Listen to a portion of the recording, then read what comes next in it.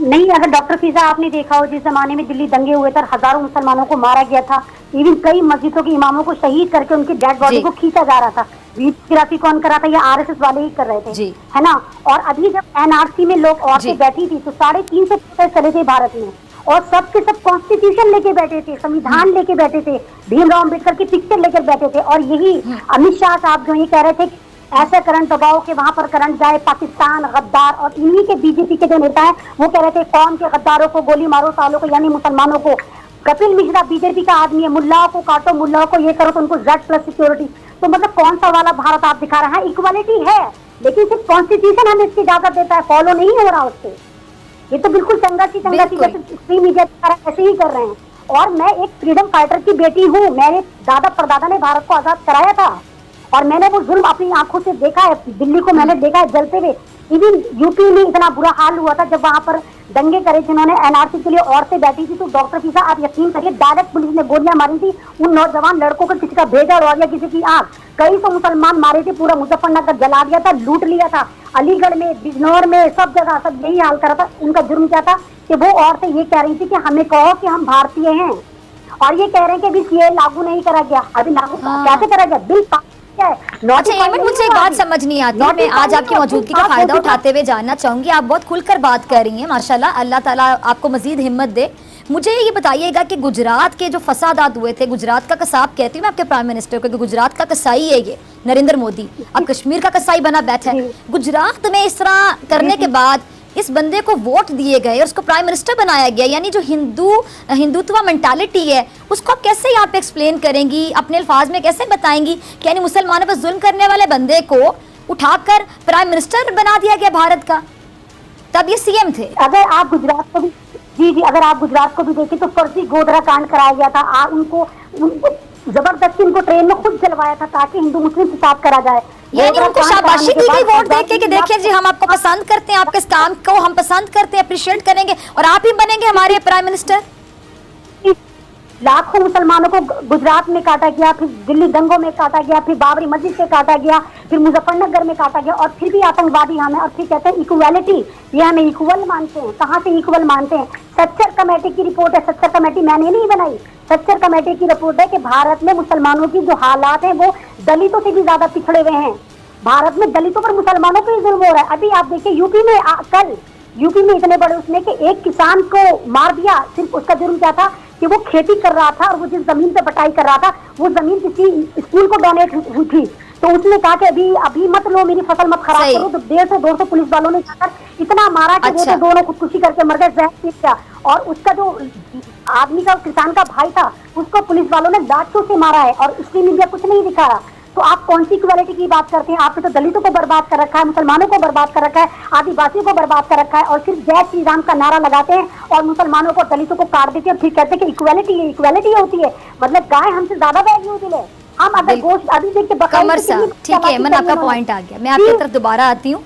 Doctor फिजा 6 साल से हम लोग भारत में देख रहे हैं कि हमने हमारे 2 साल के बच्चे को पाकिस्तान का नाम पता चल गया। कोई भी बात आप मोदी सरकार से पूछिए, बीजेपी सरकार से पूछिए, पाकिस्तान, आप कहिए यहाँ पर पेट्रोल महंगा हो गया, पाकिस्तान में टमाटर 400 रुपए किलो। आप पूछिए यहाँ पर जीडीपी कहाँ है, पाकिस्तान में मतलब कुछ भी बात पाकिस्तान पे। इसका मतलब नरेंद्र मोदी के सर पे पाकिस्तान हर वक्त सवार रहता है, और हमारी वजह से पाकिस्तान कहीं भी जाए। आप हिंदुस्तानी, आप हिंदुस्तान की बात करिए। और ये जो बोल रहे हैं ये बिल्कुल वही बोल रहे हैं, स्ट्रीम मीडिया की लैंग्वेज बोल रहे हैं, ये गोदी मीडिया की लैंग्वेज बोल रहे हैं, ये बिल्कुल कहते नहीं पेपर नॉलेज बांट रहे हैं। ये फील्ड वाली बात नहीं, आपको ग्राउंड रियलिटी नहीं बता रहे, ये पेपर नॉलेज का ज्ञान आपको बांट रहे हैं। अभी जैसे इन्होंने कहा हमारे जो आपको जानते हैं अमित शाह ने जब दिल्ली में इलेक्शन हुआ तो क्या बोला, बाबरपुर में दिल्ली में, कि ऐसा बटन दबाओ कि करंट शाहीन बाग में जाए। शाहीन बाग को पाकिस्तान कह रहे थे, mini Pakistan, mini Pakistan, mini Pakistan, और हमें आतंकवादी कह रहे थे। तो हम आतंकवादी थे तो हम कॉन्स्टिट्यूशन की बात करते, हम संविधान लेके बैठते। आतंकवादी तो बीजेपी है, आरएसएस है,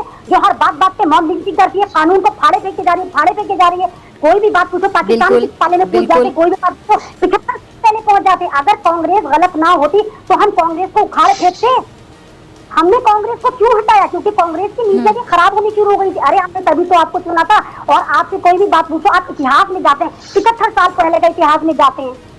वैसे हमने डिजिटल मोदी, डिजिटल भारत कर दिया, आपने डिजिटल नहीं करा, आपने करा देता चल, मतलब भीख का कटोरा दे दिया सबको कि मैं देता चल, इधर से भीख, उधर से भीख, उधर से भीख, उधर से भीख, आपने भिखारी बना दिया। हमारी फाइनेंस मिनिस्टर झोला छाप है बिल्कुल। क्या कह रही है कि यहाँ पर मजदूरों की कम से कम जो वार्षिक आय है इनकम है कितनी, 8 लाख। अरे 6,000 रुपए महीना नहीं मिलता या मजदूर को? मैं कहती हूँ मुझे लगा दूं ना 8 लाख में, मैं अमन रिजवी तैयार हूँ जॉब करने के लिए मजदूरी की, अगर 8 लाख मिलता है। और ज्यादा से ज्यादा कितनी बता रही है, 18 लाख। 18 लाख MBA वाले को नहीं मिलता है। मतलब इतने फर्जी वाड़े करेंगे, इतने फर्जी वाड़े करेंगे, सारा ट्विटर पे करेंगे। वो हमारी आप जानते होंगे स्मिता ईरानी, सारे जाहिल है। क्या कह रही है, हमने लॉकडाउन में 80 करोड़ फैमिली को खाना खिलाया। 80 करोड़ फैमिली का मतलब समझ में आता है? 320 करोड़ भारत की पॉपुलेशन है, क्या तुमने पाकिस्तान को, नेपाल को, भूटान को, चाइना को सबको खाना खिलाया था?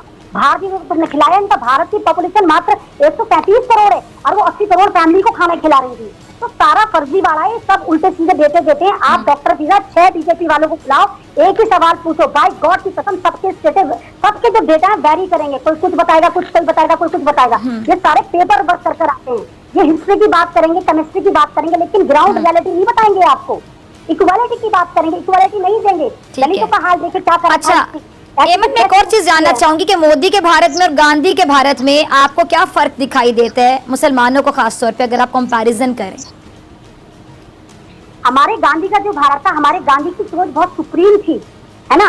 और इनकी सोच क्या है, ये गॉडसे वाले हैं, ये गॉडसे को भगवान मानते हैं। गॉडसे कौन? जिसने महात्मा गांधी को कत्ल करा, भारत का पहला टेररिस्ट लिखा गया, नाथूराम गॉडसे। ये उसको आइडलाइज करते हैं RSS वाले, और कहते हैं सावरकर को हम आइडलाइज करते हैं। और इन्हीं के नेता कहते हैं कि गॉडसे उसका, फिर तो जिनको वोट देते हैं वो तो गांधी के सगे भी ना हुए, वो तो गांधी का रिगार्ड नहीं करते जिन्होंने फिर इस तरह की सोच वालों को वोट दिए।